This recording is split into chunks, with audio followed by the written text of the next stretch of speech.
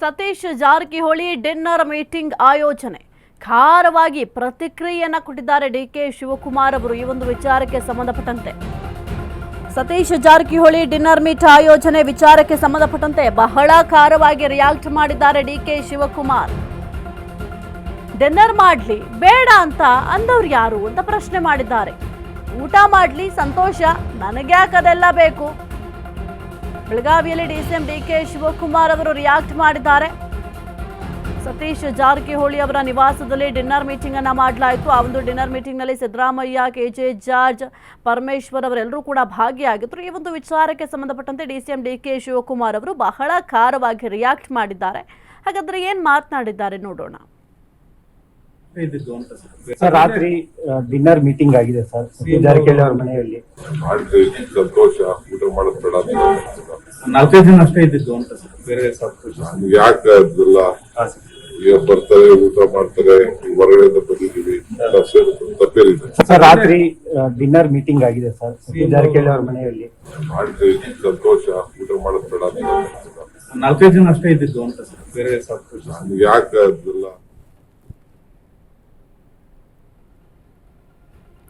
ಸದ್ಯಕ್ಕೆ DCM DK Shivakumar ಅವರು react ಮಾಡಿದ್ದಾರೆ. ಸತೀಶ್ ಜಾರಕಿಹೊಳಿ ಅವರ ನಿವಾಸದಲ್ಲಿ ಡಿನ್ನರ್ ಮೀಟಿಂಗ್ ಅನ್ನ ಮಾಡಲಾಗಿತ್ತು.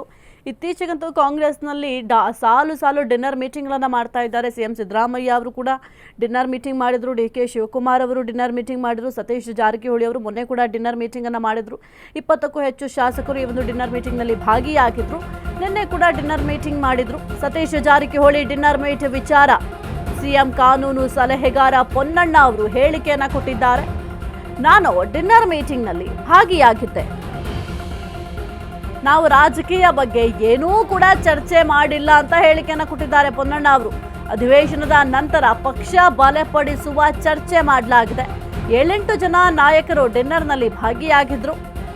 ಸಿಎಂ ಊಟ ಮುಗಿಸಿ ರೆಸ್ಟ್ ಮಾಡಲು ಹೋದ್ರು.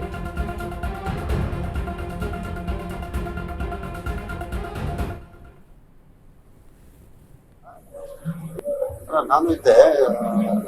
ಡಿನ್ನರ್ ಆಯ್ತು, ತಡವಾಗಿ ಬಂದ್ರು. ಯಾಕಂದ್ರೆ ಕ್ಯಾಬಿನೆಟ್ ಇದ್ದಲ್ಲ, ಮತ್ತೆ ಚೀಫ್ ಮಿನಿಸ್ಟರ್ ಅವರು ಬರೀ ಒಂದು ಸ್ವಲ್ಪ ಸೂಟ್ ಕೊಡ್ಬಿಟ್ಟು ಹೊರಟೋದ್ರು. ಯಾಕಂದ್ರೆ ಅವ್ರಿಗೆ ಆರೋಗ್ಯ ಕೂಡ ಸರಿ. ಅದು ಬಿಟ್ರೆ ಯಾವುದೇ ರೀತಿಯಾದಂತ ರಾಜಕಾರಣ ಚರ್ಚೆ ಆಗುತ್ತೆ ಅಲ್ಲ ಇತ್ತು. ಬಟ್ ಅವ್ರು ತಿನ್ಲಿಲ್ಲ, ಯಾಕಂದ್ರೆ ಅವ್ರಿಗೆ ಹೊಟ್ಟೆ ಸರಿ ಇಲ್ಲ. ರಾಜಕೀಯ ಏನೂ ಚರ್ಚೆ ಆಗಲಿಲ್ಲ.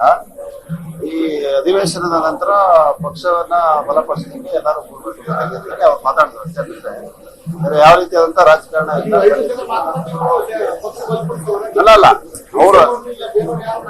ಅವರೆಲ್ಲ ಸರ್ ಡಿಸಿಎಂ ಅವರು ನಮ್ಮ ಪಕ್ಷದ ಅಧ್ಯಕ್ಷರಿದ್ದಾರೆ. ಅವ್ರನ್ನ ಸೇರಿಸ್ಕೊಂಡೆ ಎಲ್ಲರೂ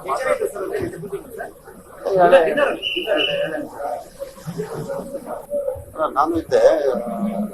ಡಿನ್ನರ್ ಆಯ್ತು, ತಡವಾಗಿ ಬಂದ್ರು. ಯಾಕಂದ್ರೆ